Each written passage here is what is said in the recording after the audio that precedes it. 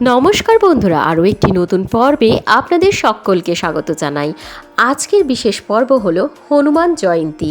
বল বুদ্ধি শৌর্যের প্রতীক হলো হনুমানজি। শুক্লপক্ষের পূর্ণিমা তিথিতে জন্মগ্রহণ করেছেন হনুমানজি। ধর্মীয় ধারণা অনুযায়ী হনুমানজি আজও জীবিত, তিনি হলেন চিরঞ্জীবী। আর এই হনুমান জয়ন্তীর দিন যদি আপনি হনুমানজির আরাধনা করেন তাহলে সকল সংকট এবং সমস্ত বাধাবিঘ্ন থেকে মুক্তি লাভ করবেন। এই বছরের হনুমান জয়ন্তী মঙ্গলবার, তাই বিগত 100 বছরেও এত ভালো যোগ আগে আসেনি। আসুন তাহলে আজকের এপিসোডে কি কি রয়েছে চলুন এক নজরে দেখে নেওয়া যাক। সবার প্রথমে জেনে নেব হনুমান জয়ন্তী 2024 সালে কবে। এরপর জেনে নেব হনুমান জয়ন্তীতে পুজো করার শুভ সময়। এরপর জানব হনুমান জয়ন্তীর দিন উপবাস করবেন কতক্ষণ, ভোগদানের সঙ্গে প্রিয় ভোগ কী কী, বাড়িতে সহজ সরল পূজা পদ্ধতি এবং হনুমান জয়ন্তীর দিন ব্রত কথা অবশ্যই পাঠ করতে হবে এবং সঙ্গে হনুমান চালিসাও রয়েছে আজকের ভিডিওতে। সো ফ্রেন্ডস, স্কিপ না করে সম্পূর্ণ ভিডিওটি দেখবেন এবং যারা আমার চ্যানেলে নতুন তারা অবশ্যই লাইক, শেয়ার এবং সাবস্ক্রাইব করতে ভুলবেন না। সবার প্রথমে আমরা জেনে নেব এই বছর 2024 সালে হনুমান জয়ন্তী কবে। 2024 সালের হনুমান জয়ন্তী 23শে এপ্রিল মঙ্গলবার। এবার জেনে নেব হনুমান জয়ন্তীর দিন পূর্ণিমা তিথি কখন শুরু হচ্ছে। পূর্ণিমা তিথি শুরু হচ্ছে 23শে এপ্রিল ভোর 3:26 থেকে এবং পূর্ণিমা তিথি শেষ হচ্ছে বুধবার 24শে এপ্রিল ভোর 5:19। এবার জেনে নেব হনুমান জয়ন্তীর দিন পুজো করার শুভ সময়। 23শে এপ্রিল 2024 সকাল 9টা থেকে দুপুর 1:59 পর্যন্ত শুভ সময়। আবার শুভ সময় শুরু হচ্ছে রাত্রি 8টা থেকে 9:32 মধ্যে শুভ যোগ রয়েছে। এবার জেনে নেব হনুমান জয়ন্তীতে উপবাস করবেন কতক্ষণ। 23শে এপ্রিল সকাল থেকেই হনুমান জয়ন্তীর তিথি শুরু হয়ে যাচ্ছে, তাই ওই দিন সকাল থেকে নিয়ে 12 ঘন্টার উপবাস করার রীতি রয়েছে। হনুমান জয়ন্তীর দিন সন্ধেবেলা চাঁদ দেখার পর উপবাস খোলার কথা শাস্ত্রে বলা আছে। তবে অনেকেই যদি এই উপবাস নির্জলা থাকতে না পারেন তাহলে সেক্ষেত্রে ফল মূল ইত্যাদি খেয়ে আপনি এই পুজো করতে পারেন। হনুমান জয়ন্তীর দিন ঠাকুরকে ভোগদানের কিছু নিয়ম এবং পদ্ধতি রয়েছে। সেইগুলি হলো গুড় এবং ছোলা, তার সঙ্গে 5 রকমের ফল দেবেন, সঙ্গে বেসনের লাড্ডু এবং পান অতি অবশ্যই রাখবেন এবং এই সমস্ত জিনিসের ওপরে অবশ্যই তুলসী পাতা দেবেন। এবার আমরা জেনে নেব হনুমান জয়ন্তীর দিন সহজ সরল পুজো পদ্ধতি। নির্দিষ্ট তিথিতে আপনার বাড়ির ঈশান কোণে হনুমানজির মূর্তি অথবা ছবি আপনি রাখবেন।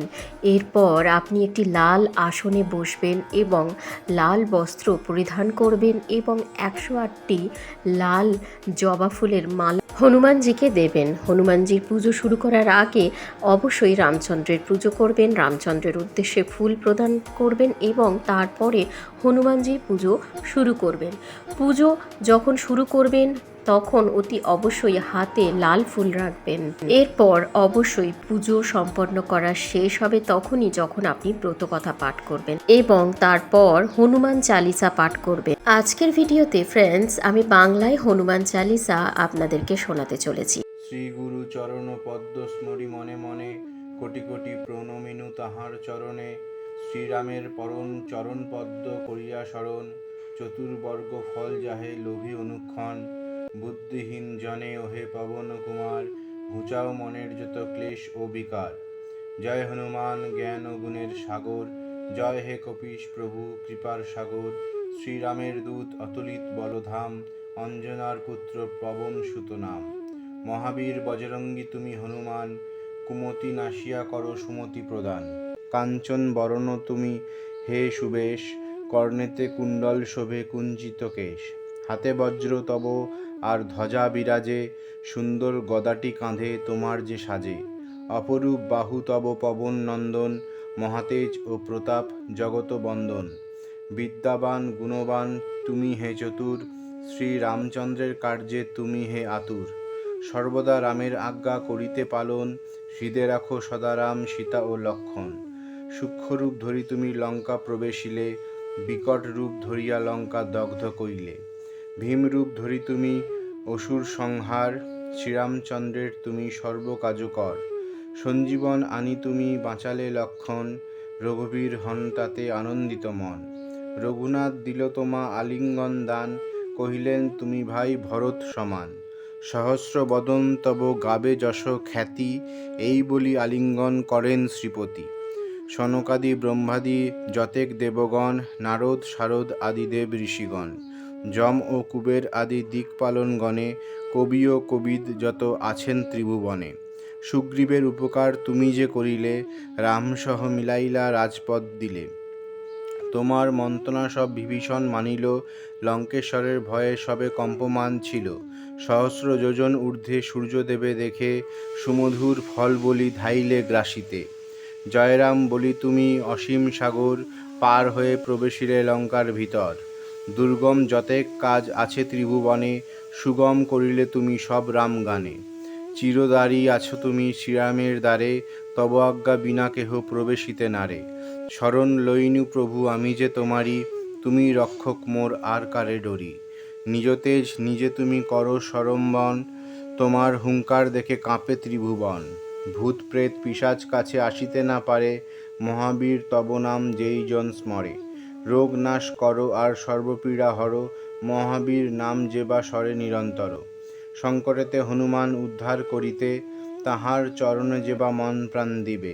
সর্বোপরি শ্রীরামচন্দ্র তপস্বী ও রাজা, শ্রীরামের অরিগণে তুমি দিলে সাজা। তোমার চরণে যে বা সদা মন প্রাণ দিবে, এই জীবনে সেই জন সদা সুখ পাবে। প্রবল প্রতাপ তব হে বায়ুনন্দন, চার যুগ উজ্জ্বল রহিবে ত্রিভুবন। সাধু সন্ন্যাসীরে রক্ষা করো মতিবান, শ্রীরামের প্রিয় তুমি অতি গুণবান।